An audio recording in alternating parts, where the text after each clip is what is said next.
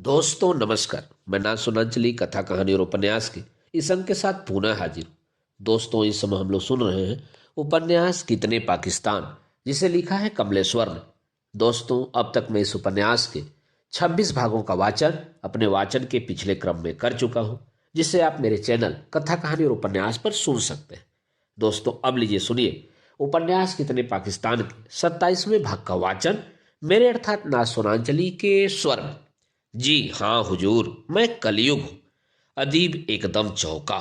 उसे देखकर बोला, तुम कलयुग हो? लेकिन तुम तो वक्त हो। वक्त, समय। मेरा नाम मनीषियों ने बदला है अपनी सुविधा के लिए। आजकल मेरा नाम कलयुग है और मैं अब तक आपकी अदालत में हिंदुस्तान और दारा सिकोह की बदनसीबी से भरी कहानी सुनाने और बताने के लिए रुका हुआ हूँ, क्योंकि इस कहानी से ज्यादा निर्शंस और बर्बर कहानी और कहीं नहीं है। अगर इजाजत हो तो सदियों पहले दिलो दिमाग में जो पाकिस्तान बना था, मैं उसकी कहानी बयान करूं। इजाजत है? और तब कलयुग ने गहरी सांस लेकर कहानी शुरू की। देवराई के युद्ध में पराजित होकर दारा अपने एकमात्र जीवित सेनापति फिरोज मेवाती और अपने बेटे सिपिहा सिकोह को लेकर 14 मार्च 1659 की शाम को गुजरात कच्छ की ओर भागा। आपदाग्रस्त सारी महिलाएं पहले ही हाथियों पर बैठ चुकी थी और अन्ना सागर झील के तट पर वे दारा के विश्वस्त खोजा मकबूल की देखरेख में भागने के लिए तैयार थी। दारा ने उदास आंखों से वक्त को देखा। वक्त ने फिर गहरी सांस ली।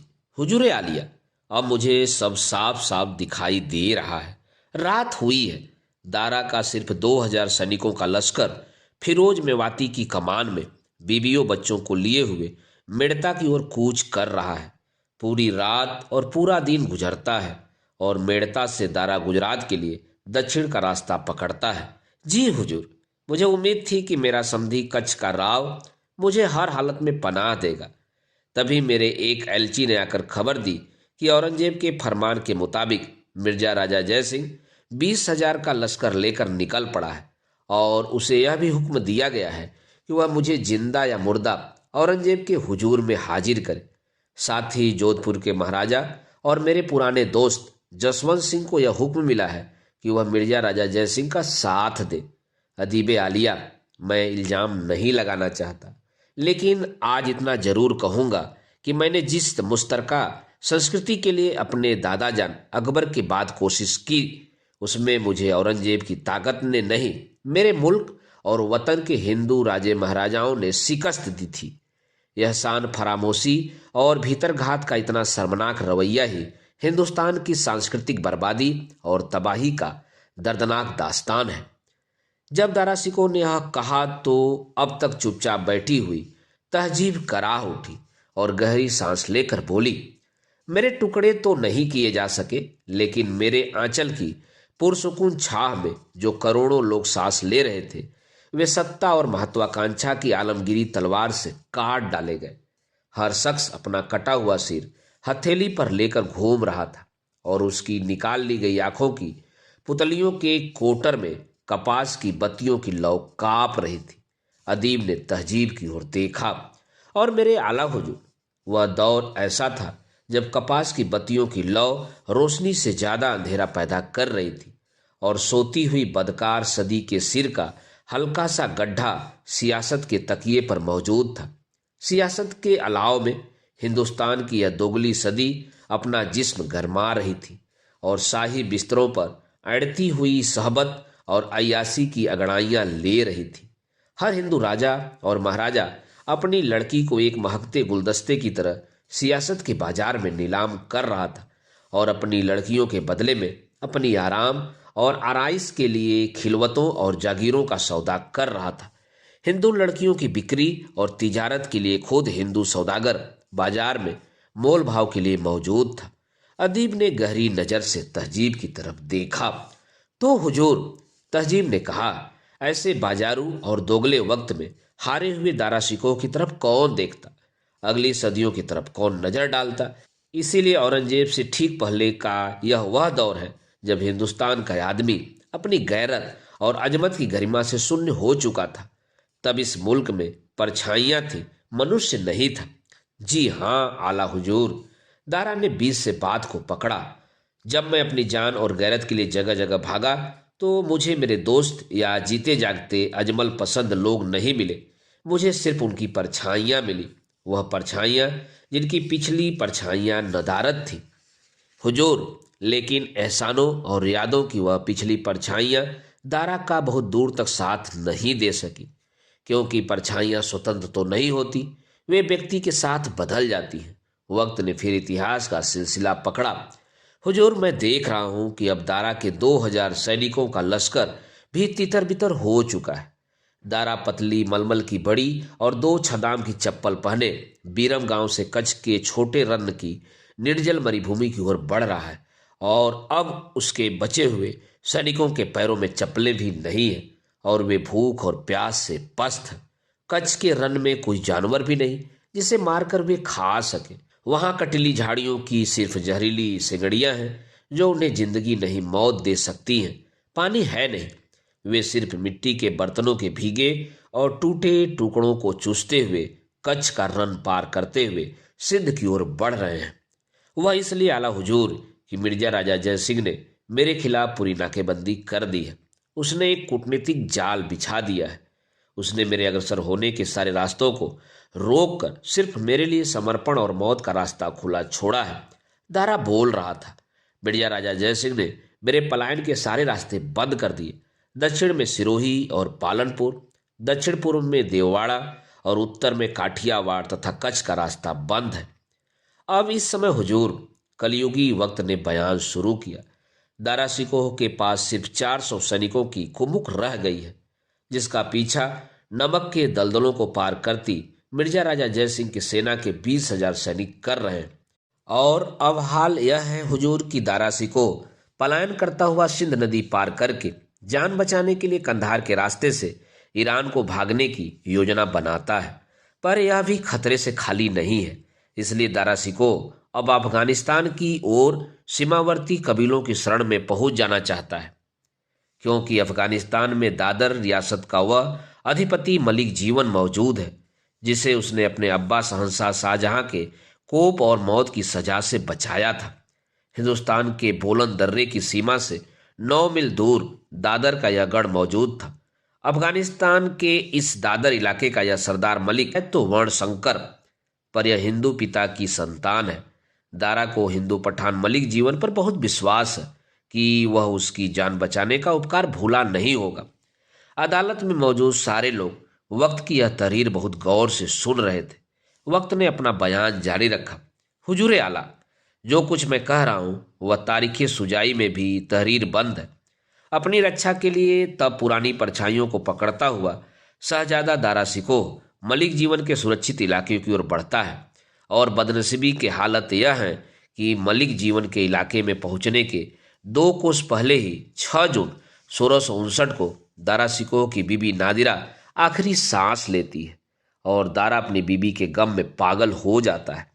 मरते मरते नादिरा ने आखिरी इच्छा यही जाहिर की कि उसे विदेश में न दफनाया जाए, उसकी मैयत को वापस हिंदुस्तान भेज दिया जाए। शोक का यह दारुण समय था।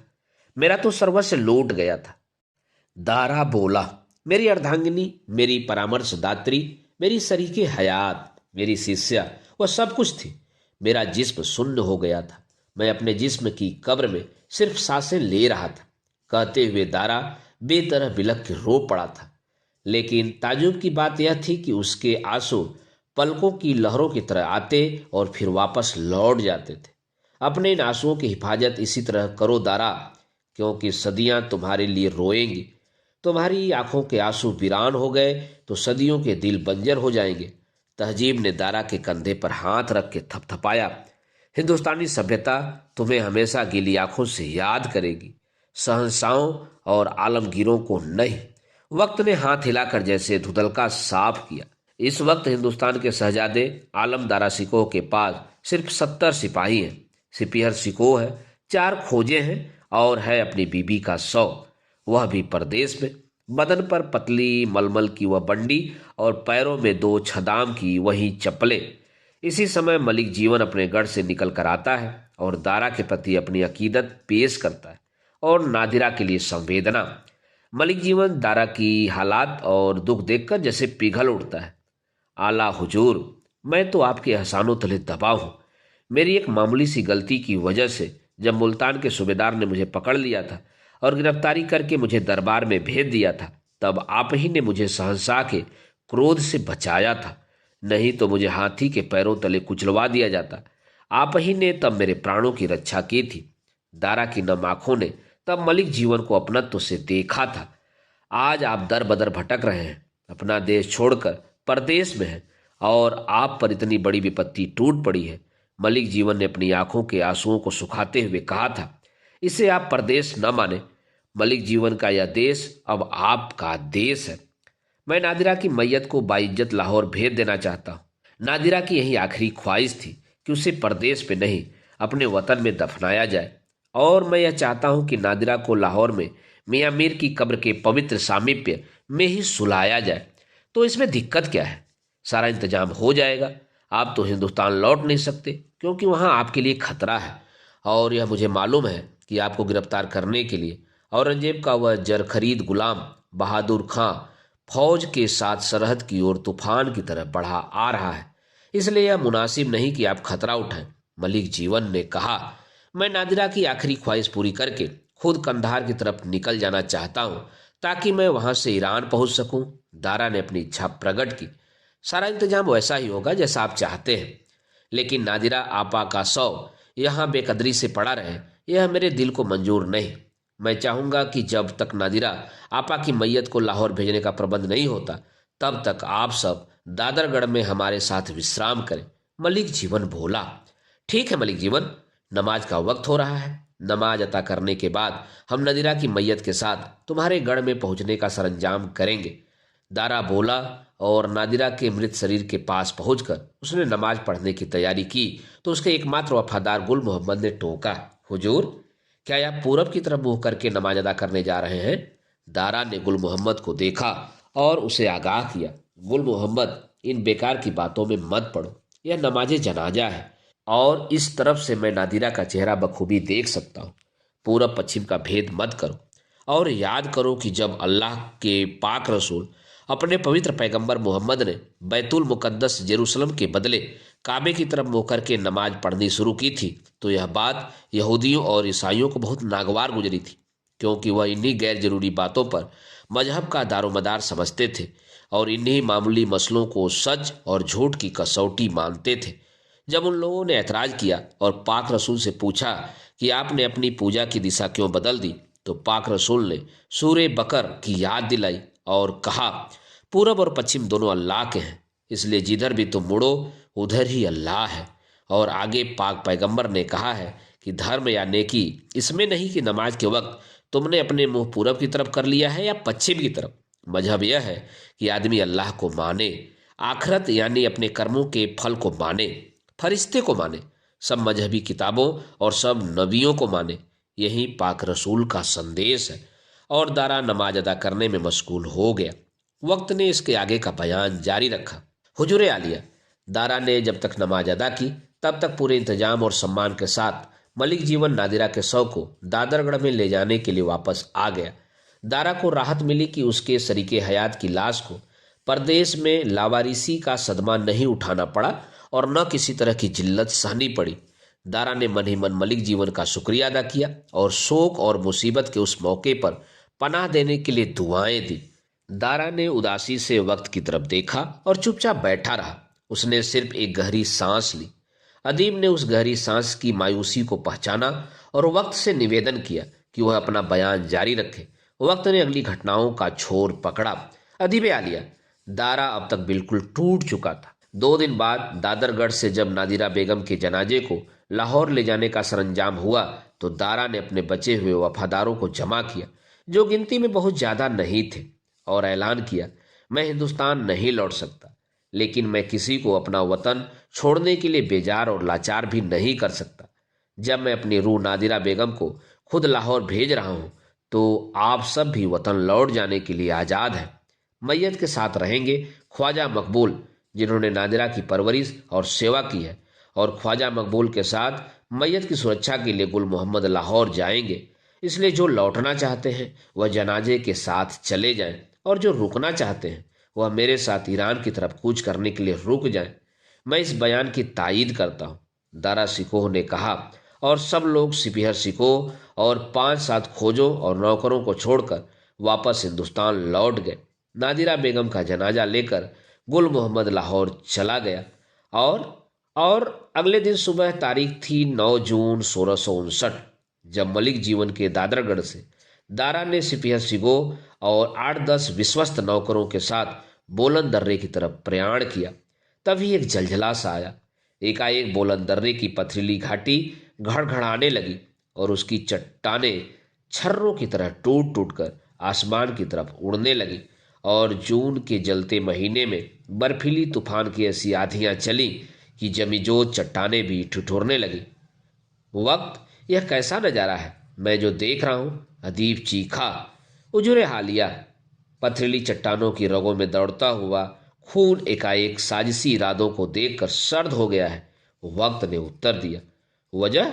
अदीब ने तल्खी से पूछा। हुजूर, जैसे ही हिंदुस्तान का शहजादा दारा सिकोह बोलन दर्रे से कंधार की ओर चला और पथरीली सड़क पर पहुंचा, तो मलिक जीवन और उसकी बर्बर फौज ने दारा को घेर लिया। दारा के साथ यह सबसे बड़ा और घिनौना विश्वासघात था। 2 दिन सत्कार करने के बाद मलिक जीवन ने ईरान की तरफ पलायन करते दारा सिकोह को सिर्फ घेर ही नहीं लिया, बल्कि उसे गिरफ्तार भी कर लिया, और उसने दारा की गिरफ्तारी की खबर 2 तेज घुड़सवारों के जरिए औरंगजेब के उन दोनों सिपाहसालारों को भेज दी जो अब तक दरिया सिंध पार कर चुके थे। औरंगजेब के यह सिपाहसालार थे जयपुर के महाराजा मिर्जा राजा जयसिंह और बहादुर खां। हाहाकार करती 17वीं सदी पछाड़े खाने लगी। बोलन दर्रे की सर्द चट्टानों ने शर्मसार होकर अपनी निगाहें झुका ली। आसमान पीला पड़ गया और हजारों परिंदों ने बोलन दर्रे से दिल्ली तक के फासले को अपनी लाशों से पाड़ दिया। और वक्त का बयान जारी था। 23 जून 1659 को मलिक जीवन ने बंदी बनाए दारा सिकोह और सिपीहर सिकोह को औरंगजेब के सिपह सालार बहादुर खां के सुपुर्द कर दिया। इस विश्वासघात के लिए औरंगजेब ने मलिक जीवन को जागीरें दी, खिलवत और ओहदा दिया। जी हाँ हुजूर आलिया, दारा सिकोह ने टिप्पणी की, उस नामुराद और एहसान फरामोश मलिक जीवन ने सिर्फ जागीरें, आराम और आराइशें ही हासिल नहीं की, बल्कि मुझे धोखा देने के साथ साथ उस हिंदू पठान ने अपने जमीर को भी धोखा दिया। अपना धर्म परिवर्तन करके वह हिंदू मलिक जीवन से बदलकर मुसलमान बख्तियार खां बन गया। यहां से आगे याद रखिए कि वह मलिक जीवन ही अब बख्तियार खां है। वक्त ने कहा, मलिक जीवन उर्फ बख्तियार खां को हाजिर किया जाए। अदीब ने अपने अर्दली को हुक्म दिया। अर्दली ने आवाज लगाई, मलिक जीवन उर्फ बख्तियार खां हाजिर हो। वह हाजिर हुआ तो दारा ने उसे हिकारत की नजर से देखा और नफरत से अपना मुंह मोड़ लिया। तुम्हारी धोखेबाजी की वजह से हिंदुस्तान के इतिहास को एक निहायत आत्मघाती मोड़ लेना पड़ा। तुम्हें अपनी इस धोखेबाजी के बारे में क्या कहना है? अदीब ने मलिक जीवन को अपना बयान देने का मौका दिया। हुजूर आलिया, जिसे आप धोखेबाजी कहते हैं, हमारे दौर में यह धोखेबाजी नहीं बल्कि अपनी महत्वाकांक्षाओं को परवान चढ़ाने का एक दस्तूर था। तब आदमी मजहब के लिए नहीं, अपनी सल्तनत और जागीर के लिए जीता था और जद्दोजहद करता था। धर्म परिवर्तन तो तब एक सुविधा की बात थी। जैसे हम जंग में अपने घायल घोड़े बदलते हैं, वैसे ही हम धर्म बदलने में देर नहीं लगाते थे। हमें तो दौलत और सल्तनत की जंग जीतनी होती थी। दारा ने उसे एक बार फिर हिकारत से देखा, पर कोई दखल नहीं दिया। जब मुझे पता चला कि मुगलिया सल्तनत की जंग में दारा परास्त होकर कंधार की तरफ पलायन कर रहा है, तभी मैंने समझ लिया था कि इससे ज्यादा कारगर मौका मेरे हाथ फिर नहीं आने वाला है। इसलिए मैं इस ताक में था कि दारा कब मेरे इलाके में कदम रखता है। यह वक्त जो आज आपके सामने बड़ी दिलेरी से बयान दे रहा है, इससे बड़ी और खूंखार मौका परस्ती की मिसाल आपको दूसरी नहीं मिलेगी। उस दौर में यही वक्त मेरा दोस्त था और इसने मेरा साथ दिया था। नादिरा बेगम की मौत ने मुझे नायाब मौका दिया और मैंने दारा सिकोह और सिपीहर सिकोह को अपनी भलमनसाहत की गिरफ्त में ले लिया। अदीब जैसे एकाएक विचलित हुआ और चीखा, कौन सी जगह है यह जहां से दिल दहला देने वाले खामोश विलाप की आवाजें आ रही हैं? और यह कैसी है आंसुओं की नदी जो मेरी तरफ बढ़ती आ रही है?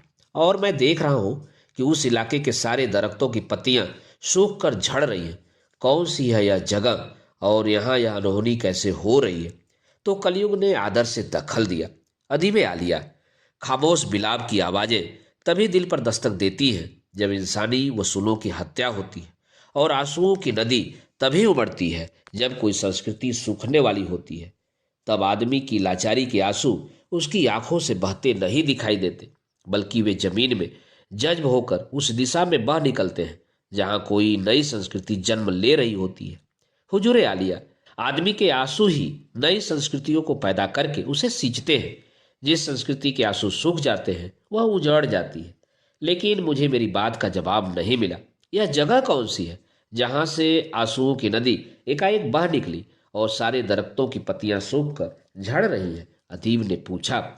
हुजूर, वक्त ने बताया, यह दिल्ली है, और यहाँ एक उजड़ती तहजीब का यह मंजर इसलिए मौजूद हुआ है कि एहसान फरामोश विश्वासघाती पठान मलिक जीवन दारा सिकों और सिपियर सिकों को बंदी बनाकर मिर्जा राजा जयसिंह और बहादुर खां के साथ दिल्ली पहुंच चुका है। इसलिए दिल्ली बिलख रही है।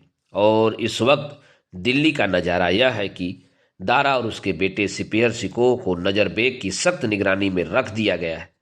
तारीखवार यह दिन 23 अगस्त सन 1659 का है। नजर बेग अपने आका औरंगजेब का बहुत ही विश्वस्त गुलाम है। नजर बेग ने दारा और सिपियर सिकोह को दिल्ली शाहजहानाबाद वाली सड़क के मोहल्ले खवासपुरा की एक हवेली में बंदी बनाकर रख दिया है। यह हवेली 3 मील दक्षिण में है। 2 दिन बाद नजर बेग औरंगजेब के सामने हाजिर हुआ और उसने बंदियों की हालत का पूरा ब्यौरा पेश किया। यह दिन है 25 अगस्त 1659 का। इसके 4 दिन बाद औरंगजेब हुक्म देता है कि काफिर दारा और उसके बेटे का सार्वजनिक अपमान किया जाए। यह 29 अगस्त 1659 की बात है। यह उसी दिन की बात है। विशाल शाही सेना की पहरेदारी में दारा का यह अपमान जुलूस शाहजहानाबाद की मुख्य सड़कों से निकाला जाता है और दिल्ली की प्रजा के सामने यह सबूत पेश किया जाता है कि असली दारा सिकोह यही है। बंदियों को खासतौर से मोटे और गंदे कपड़े पहनाए गए। उन्हें शाही पगड़ियों की जगह मामूली पगड़ियां दी गई हैं और ऊपर लपेटने के लिए फटी हुई सूती कश्मीरी साले दी गई हैं। वह साले महल के नौकर चाकरों और दासों को पहनने के लिए दी जाती हैं। 2 बूढ़ी हथनियों को बदबूदार गंदगी और मैले से सजाया गया है। एक पर सिपियर सिकोह है और उसके हौदे के पीछे नजर बेग नंगी तलवार लिए मौजूद है। दारा की हथनी के साथ साथ मलिक जीवन और बख्तियार खां खुद घोड़े पर तैनात है और अश्वारोही सैनिकों का एक दस्ता उसके साथ चल रहा है। सबसे आगे हाथी पर सवार है बहादुर खां, जो दारा सिकोह के जिल्लत भरे जुलूस का नेतृत्व कर रहा है। और अब जिल्लत का यह जुलूस लाहौरी दरवाजे से होता हुआ उन जगहों से गुजर रहा है जो दारा सिकोह की वाबस्ता रही है। अपमान के इस तूफान को बर्दाश्त करता दारा सिर झुकाए हाथी के हौदे में बैठा हुआ है और जुलूस आगे बढ़ता जा रहा है। सड़कों पर दोनों ओर गमगीन भीड़ है। वे अपने चहेते शहजादे को इस हाल में देखकर बेहद दुखी और निराश और बेबस है। उनकी आंखों के आंसू जमेजोद हो गए हैं। तभी लाहौरी दरवाजे के पास भीड़ में खड़ा एक भिखारी चिल्ला उठता है, शहजादे दारा सिकोह, आपने हमें हमेशा भीख दी है, लेकिन हम बदनसीबों के पास आज आपकी मेहरबानियों के बदले में देने के लिए कुछ भी नहीं है। दारा ने उस भिखारी को आंख उठाकर देखा और उसकी आंखों से आंसू बह पड़े। दारा ने बुदबुदा कर कहा, मेरे पास तो और कुछ नहीं, लेकिन कुछ आंसू अभी भी बाकी बचे हैं, और यह उन हिंदुस्तानियों के लिए है जो मेरी ही तरह बदनसीब है। लो, मेरे इन आंसुओं को संभालो। अगर तुमने इन आंसुओं को सूखने न दिया तो किसी और दारा सिकोह को तुम फिर जन्म दे सकोगे।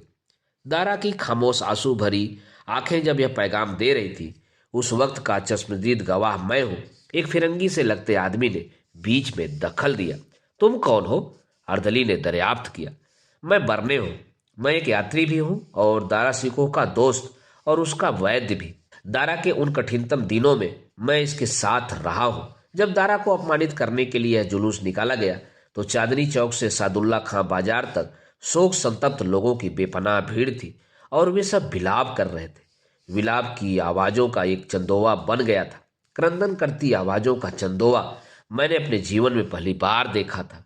आखिर किले की दीवारों से होता हुआ वह लज्जा जुलूस खिजराबाद वापस पहुंचा और खवासपुरा की उसी हवेली में दारा और सिपियर सिकोह को फिर कैद कर दिया गया। जुलूस जब गुजर रहा था तब दिल्ली की आम प्रजा का गुस्सा आंखों के कड़ाहों में उबल रहा था और उनकी सौ संतृप्त आंखों की झुलसाने वाली आंधियों ने राजधानी के पूरे इलाके को अपनी चपेट में ले लिया था। जब प्रजा के दारा प्रेम के इस अंधड़ ने औरंगजेब को घेरा और खामोश प्रतिवाद के इस तूफान की खबर उसे मिली तो वह भीतर ही भीतर थर्रा उठा था। यह बयान कलयुग का था। औरंगजेब को लगा था कि प्रजा विद्रोह कर सकती है और दारा सिकोह की जिंदगी और आज़ादी के लिए जान भी दे सकती है। तो वह चिंताग्रस्त हो गया था। चिंताग्रस्त ही नहीं, वह विक्षिप्त होने की हालात तक पहुंच गया था। उसका पूरा शरीर पसीने पसीने था और उसकी अंगुलियों और पसलियां कांप रही थी। वह भयग्रस्त था। वह पूरी रात सो नहीं पाया था। वह शंका की उसी अवसन्य अवस्था में अपने कक्ष की दीवारों और सामने फैली काली रात की घनघोर स्याही को देख रहा था। इस स्याह रात के अंधेरे में उसे अपना भविष्य दिखाई ही नहीं पड़ रहा था। उसे लग रहा था जैसे कि उसका वर्तमान जगह जगह से दरक कर टूट गया हो और वह अपनी करनी के मलबे में दब गया हो। या अल्लाह! चीखते हुए औरंगजेब अपनी पेशानी का पसीना पोंछता हुआ कच्छ की दीवार से टकराया तो रोशन आरा ने आकर उसे संभाला। अय मेरे सौभाग्यशाली भाई, यह वक्त उहापोह और संभ्रम का नहीं, यह समय निर्णायक आघात का है। तुम्हें तारीख ने यह मौका दिया है जो दुनिया में इस वक्त किसी को हासिल नहीं है। इसलिए अपनी आत्मा के रिश्ते इन पसीने को पोंछो और दारा सिकोह पर फैसला कुन वार करो। आपा, औरंगजेब ने आहत होते हुए कहा, आपा मैं क्या करूं? भाईजान दारा सिकोह को कोई भी सजा देते समय मेरी आत्मा कांपती है। हिंदुस्तान की सारी प्रजा उसे चाहती है। आज के मौजूदा माहौल की जो अंदरूनी खबरें मुझे मिली हैं वो हौलनाक है और हिंदुस्तान, खासतौर से दिल्ली की प्रजा कभी मेरे खिलाफ विद्रोह कर सकती है। तो इस विद्रोह को दबाने का एक ही तरीका है, रोशन आरा ने कहा। क्या? यही कि हिंदुस्तानी प्रजा की मजहब परस्ती और मजहब के लिए उसकी आधारभूत कमजोरी का तुम इस नाजुक वक्त में फायदा उठाओ। रोशन आरा ने उसे गहरा सुझाव दिया। वह कैसे? औरंगजेब ने अपनी पतली और लगभग खामोश आवाज में पूछा। वो ऐसे कि तुम दारा सिकोह के खिलाफ काफिर और अनेकेश्वरवादी होने का इल्जाम लगाकर उलेमाओं से उसकी सजाए मौत का फतवा जारी करवा दो। रोशन आरा ने राय दी। लेकिन ऐसा फतवा जारी करवाना कैसे मुमकिन होगा? औरंगजेब ने जानना चाहा। मैं इन मुल्ला मौलवियों और उलेमाओं की नस नस पहचानती हूँ। यह अरब और ईरान नहीं है, यह हिंदुस्तान है और यहाँ शाही सत्ता के सामने इन्होंने हमेशा दुम हिलाई है। रोशन आरा ने कहा, तुम अभी इनकी सभा बुलाओ और अपना इरादा जाहिर करते हुए दारा की जिंदगी के बारे में बहुत शाइस्तगी से फैसले का हक उन्हें सौंप दो और तुम देखना उनका फैसला वही होगा जो तुम्हारा और मेरा फैसला है। भयभीत औरंगजेब ने सभा बुलाई। सब लोग शाम को किले की दीवाने खास में जमा हुए। रोशन आरा ने धीरे से औरंगजेब के कान में कहा, तुम खामोश रहना और कूटनीति से काम लेते हुए सिर्फ इस बात की कोशिश करना कि दारा को प्राणदंड दिए जाने का मेरा और तुम्हारा फैसला सबका फैसला बन जाए, ताकि तारीख हमें दोषी न ठहराए और आने वाली सदियों में यही कहा जाए कि यह फैसला आम राय से हुआ था और यह कि औरंगजेब अपने मुल्लाओं और खासुल खास दरबारियों का यह फैसला मानने और मंजूर करने के लिए मजबूर था, क्योंकि आम और आला दिमागों की राय की अवज्ञा नहीं की जा सकती। उस शाम दीवाने खास में चल रही इस कूटनीतिक सभा में उत्साह या न्याय का माहौल नहीं बल्कि मातम का माहौल था। अहम और खास दरबारी जैसे राजकाज का कोई संगीन मसला सुलझाने या उस पर फैसला लेने के लिए मौजूद नहीं थे, बल्कि फातिहा पढ़ने आए थे। यह कूटनीतिक सभा ज्यादा देर तक नहीं चली, क्योंकि फैसला तो पहले ही हो चुका था। उलेमाओं को तो उस पर सिर्फ मुहर लगानी थी। दरबारी दानिशमंद दारा का घोर विरोधी था, लेकिन इसके बावजूद उसने सभा के पूर्ण निर्णय को जानते हुए भी दारा सिकोह को प्राण दिए जाने का विरोध किया। उसने कहा, शहजादे दारा को प्राणदंड दिए जाने का कोई कारण या औचित्य नहीं है। बेहतर यही होगा कि शहजादे दारा सिकोह और उसके बेटे सिपियर सिकोह को ग्वालियर के किले में कैद कर दिया जाए और उन्हें उम्र कैद देकर वहां सख्त पहरा लगा दिया जाए। सभा में इस बात से कुछ सुनगुन हुई और दानिशमंद जैसे खास दरबारी की राय से जब रोशन आरा को बाजी पलट जाने का अंदेशा हुआ तो उसने फिर औरंगजेब के कान में कहा, अगर यही फैसला होता है तो दारा को उम्र कैद में डालकर अरहर की दाल के साथ अफीम का पानी दे देकर उसे धीरे धीरे मरने के लिए मजबूर कर दिया जाए। नहीं, मैं इस राय से सहमत नहीं हूं, औरंगजेब ने धीरे से रोशन आरा से कहा। और उसी वक्त उसके जेहन में आया कि दारा से निपटने के बाद उसे अय्याज मुराद बख्श से भी निपटना है। उस अय्याज के खात्मे के लिए रोशन आरा वाला नुस्खा खासा कारगर रहेगा। इस नुस्खे को मुराद पर लागू करने के लिए उसने मन ही मन गांठ बांध ली। तब तक घोर दारा विरोधी दरबारी खलीलुल्लाह खां, शाइस्ता खां और हकीम तबरुक्का खां ने दानिशमंद की राय की बाजी पलट दी थी। यह करिश्मा होना ही था। उलेमा, मुल्ला, मौलवी तो शुरू से ही विधर्मी दारा के खिलाफ थे। शरीयत और मजहब के विद्वानों, धर्मशास्त्रियों को दारा से तरह तरह के खतरे थे। उनका खून पहले से ही उबल रहा था और उन्होंने दरबारी दानिशमंद के हस्तक्षेप को अस्वीकार करके दारा सिकोह के विरुद्ध मौत का फतवा जारी कर दिया। कलयुग बोला। रोशन आरा और औरंगजेब ने राहत की सांस ली कि दारा सिकोह को इस्लाम विरोधी घोषित करके मौत देने की सजा धर्मशास्त्रियों ने तजवीज कर दी है। मुगलिया सल्तनत का ताज हासिल करने और शहंशाह बनने की उसकी छुपी हवस को इस धर्माज्ञा ने जाहिर होने के खतरे से बचा लिया था, क्योंकि अगर औरंगजेब के छिपे हुए इरादे खुलेआम सामने आ जाते तो पूरा हिंदुस्तान गृह युद्ध की खूनी मैदान बन जाता। और करीब करीब हुआ भी वही, लेकिन छोटे पैमाने पर। उसने यही जाहिर किया कि वह मजहबी फतवे के सामने बेबस है। कहते हुए कलयुग ने हजरत शिबली नोमानी की तरफ नजर डाली। वे सुस्त और पसेमान से बैठे थे। अदीब को उनकी इस पसेमानी से तकलीफ हुई और उसे खुद भी बुरा लगा। आखिर शिबली नोमानी उसके बुजुर्ग ही नहीं, उसकी बिरादरी के आला तरीन विद्वान भी थे। उनकी खामोशी से आहत होकर अदीब ने कहा, अय आला हुजूर, आपकी पसेमानी हमें विचलित करती है, लेकिन क्या करें, हर सदी को अपना सच तलाशने की आज़ादी है। और हुजूर आला, आप भी जानते हैं, सच तो इंसान की उदात्त आकांक्षाओं का एक सपना है। इसलिए हर सदी में सच इंसानी शुभ के लिए तहजीब की भट्टी में तपाकर फिर शुद्ध कर लिया जाता है। सच कभी अशुद्ध रह ही नहीं सकता। शिबली नोमानी ने अदीब को गहरी नज़रों से देखा, जैसे वे उसकी बात से बहुत हद तक सहमत हो रहे हों।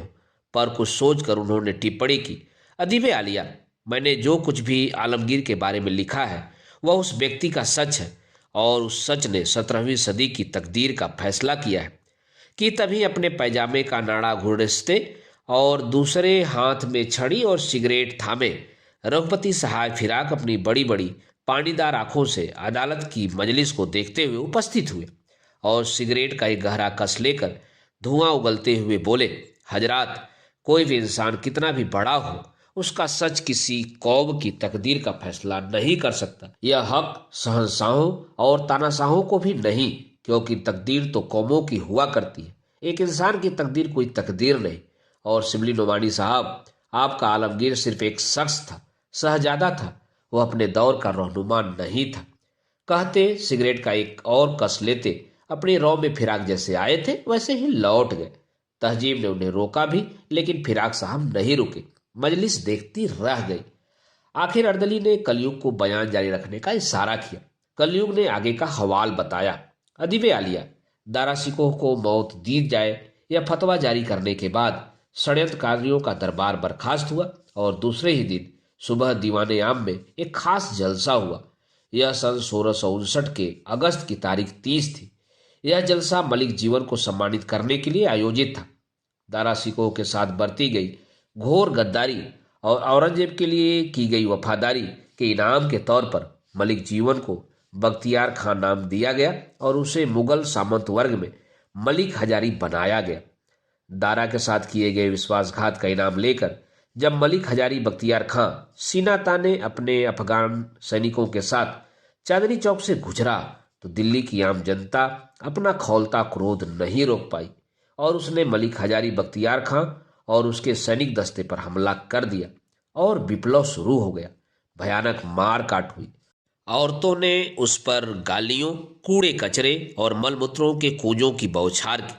मुर्दा जानवरों की अतड़ियाँ उस पर फेंकी गई और चूल्हों की जलती लकड़ियों और अंगारों से उस पर वार किया गया।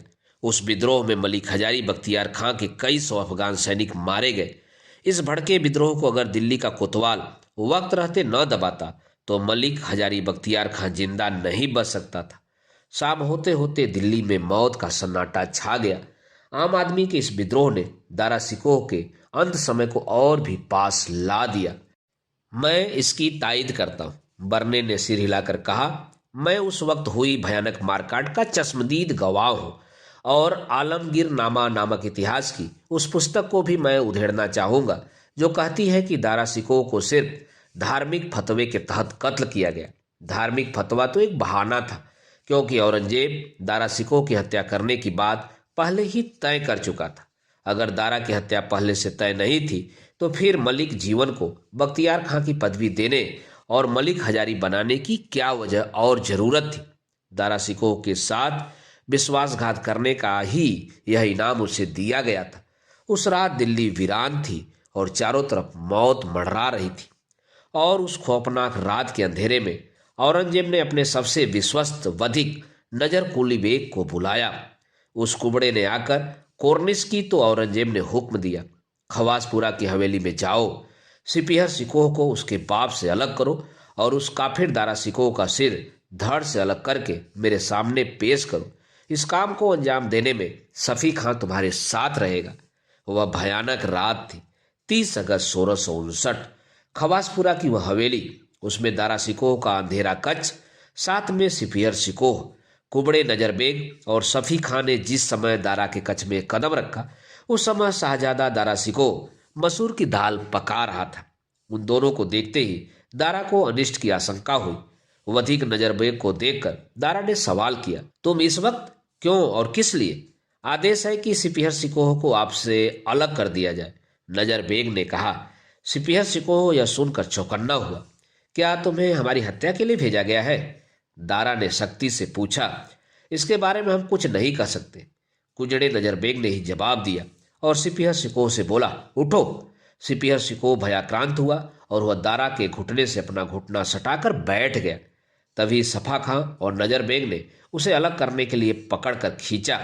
दारा यह बर्दाश्त नहीं कर पाया। वह चीखा, शाही खून की तौहीन की तुम्हें कीमत चुकानी पड़ेगी।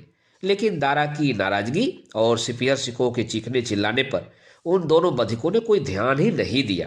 उन्हें तो अपने शहंशाह औरंगजेब के हुक्म को तामील करना था। काल कक्ष में दारा के पास अपनी हिफाजत के लिए कोई हथियार नहीं था। उसने कलम तराशने वाला सिर्फ एक छोटा सा चाकू तकिए में छुपा रखा था। उसे निकालकर दारा ने खुद को बचाने और सिपीहर सिकोह को अपनी ओर खींचते हुए उन दोनों पर वार किया। इसी बीच जल्लाद नजर बेग ने खंजर निकालकर सिपीहर सिकोह की बांह चीर दी। सिपीहर दर्द से चीख पड़ा। दारा ने फिर भी अपनी ताकत भर उन दोनों जल्लादों का मुकाबला किया और किसी तरह सिपीहर सिकोह को उनकी गिरफ्त से छुड़ा लिया और चीखा, जाओ और मेरे उस जालिम भाई से कहो, इस मासूम ने उसका कुछ नहीं बिगाड़ा है, इसे मुझसे जुदा न करे। हम किसी के संदेशवाहक नहीं हैं, हमें तो सिर्फ आलमगीर के हुक्म का पालन करना है। कुबड़ा कसाई नजर बेग बोला।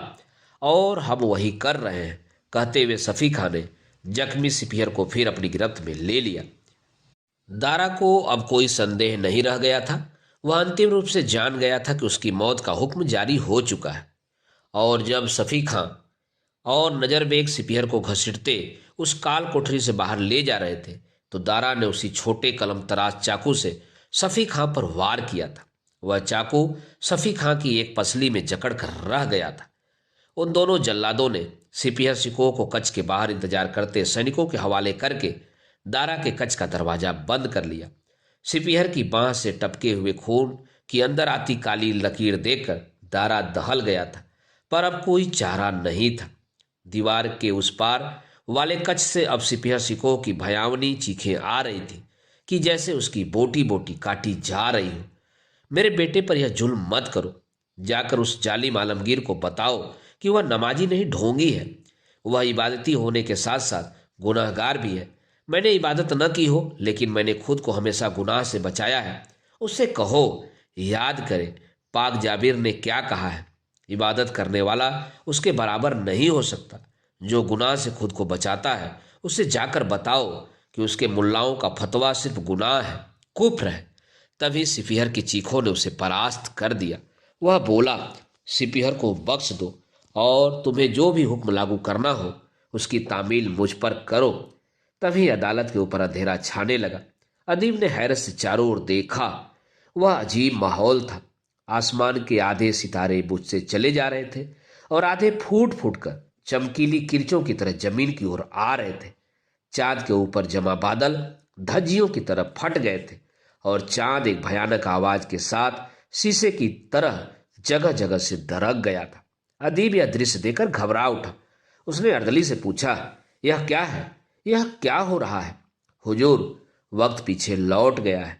यह 30 अगस्त 1659 की रात की आखिरी पहर है। 31 अगस्त 1659 की सुबह होने वाली है, लेकिन सुबह हो ही नहीं पा रही है क्योंकि सूरज काला लबेदा ओढ़कर शोक मना रहा है। सूरज शोक मना रहा है? अदीब ने हैरत से पूछा।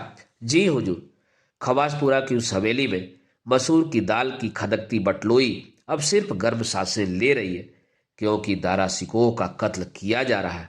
कत्ल किया जा रहा है? लेकिन यह कलमे की कैसी आवाज आ रही है? यह दारा सिकोह की आवाज है हुजूर। अब वह कलमा शहादत पढ़ चुका है और अब उसकी गर्दन धड़ से अलग हो चुकी है। अंधेरा और सन्नाटा छा गया था। सूरज काला शोक वस्त्र पहने धरती की कोर से झांक रहा था। अदीब आलिया, जब सूरज ने काला लबादा पहनकर झांका, उसी वक्त दारा का कटा हुआ सिर औरंगजेब के पास लाया गया। कलयुग ने आगे बताया, औरंगजेब एकाएक इतनी ताब नहीं ला पाया कि वह उस कटे हुए सिर को देखे, लेकिन देखना तो था ही, ताकि यह यकीन करके निश्चिंत हो सके कि वह सिर दारा का ही है। जब उसे यकीन हो गया तो वह अपनी आदत के खिलाफ जोर से चीखा, ऐ बदबख्त, मुझे तुझ काफिर का मुंह देखना गवारा नहीं है। कहते हुए औरंगजेब ने मुंह फेर लिया और हुक्म दिया, इसका खून साफ कर दिया जाए और इसे एक बड़ी रकाबी में रख दिया जाए।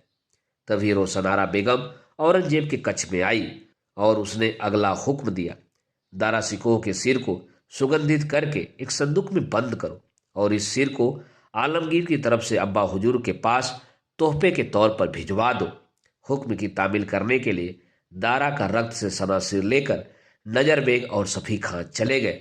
दारा सिकोह के कत्ल की खबर जंगल की आग की तरह चारों तरफ फैल गई और तब एक अजीब नजारा पेश आया। अदीब ने सामने देखा, चांदी से चमकते 4 पंख धरती पर पड़े थे। चौंक कर अदीब ने अर्दली से पूछा, यह पंख, यह किसके हैं? हुजूर, यह पंख उन फरिश्तों के हैं जो दारा सिकोह की रूह को बाइज्जत साथ ले आने आए थे। वे फरिश्ते दारा के कत्ल का सदमा सह नहीं पाए और उनके यह खूबसूरत पंख खुद ही झड़ गए। अदीब ने भी एक अजीब सा सदमा महसूस किया और उसने दारा की तरफ देखा। दारा की नजरें उससे मिली और वह धीरे धीरे बुदबुदाया, मुझे तो वहीं तक यह हादसा याद है जहां तक मैंने कलमा पढ़ा था। उसके बाद मुझ पर एक अजीब सी रूहानी बेहोशी तारी हो गई थी। दारा ने कहा, लेकिन मेरा सिर कलम किए जाने के बाद क्या क्या हुआ यह जानना मेरे लिए एक हौलनाक अनुभव है। सबसे ज्यादा हौलनाक मंजर तो यह है कि जिस दिन दारा सिकोह का सिर कलम हुआ उसी दिन हिंदुस्तान की बनती एक सहिष्णु और नई तहजीब का सिर भी कलम हो गया। तहजीब बहुत दुखी स्वर में बोली, क्योंकि हिंदुस्तान की बनती नई तहजीब के लिए दारा सिकोह ने जो कुछ कहा और सोचा था वह दारा ने नहीं, वही तो सदियों पहले नबी ने कहा था। इतना कहकर तहजीब ने अपने आंसू पोंछे और वह उदास से पीछे सरक कर बैठ गई। फिर धीरे से बुदबुदाई, तभी से मैं अधूरी हूं। उसी वक्त चांदनी चौक की दोनों दिशाओं से 2 जुलूस निकलने लगे। एक जुलूस का नजारा तो बहुत ही हैरत अंगेज था। उस जुलूस में हजारों की तादाद में मुंड रहित रूंड थे जो अपनी छातियां धूमते चले आ रहे थे। उनकी कटी हुई गर्दनों से ताजा रक्त फव्वारे की तरह निकल रहा था। दूसरी ओर से नंगी तलवारें लिए सहसा के सैनिकों की पलटन चली आ रही थी। अदीब और दारा ने साथ साथ उन जुलूसों को देखा और अदीब ने कलयुग से दरियाफ्त किया, यह कैसे जुलूस है? तो कलयुग ने खुलासा किया, हुजूर आलिया, यह सरकटे लोगों का मातमी जुलूस अवाम और उन मामूली लोगों का है जो दारा सिकोह को प्यार करते हैं, और नंगी तलवारें लिए जो जुलूस आ रहा है वह औरंगजेब के सैनिकों का है। मातमी जुलूस तो समझ में आता है, पर सैनिकों का जुलूस किस लिए? मेरी समझ में सब आ रहा है और मैं सब देख सकता हूं। दारा बीच में बोला, सैनिकों के जुलूस के बीचों बीच देखिए एक हाथी चला आ रहा है। सबने देखा, हाथी की पीठ पर एक बिना सिर का आदमी बंधा हुआ था जिसे दिल्ली की सड़कों और गलियों में घुमाकर अब चांदनी चौक लाया गया था। दारा सिकोह, तुम इस सिर कटी लाश को पहचानते हो? अदीब ने पूछा।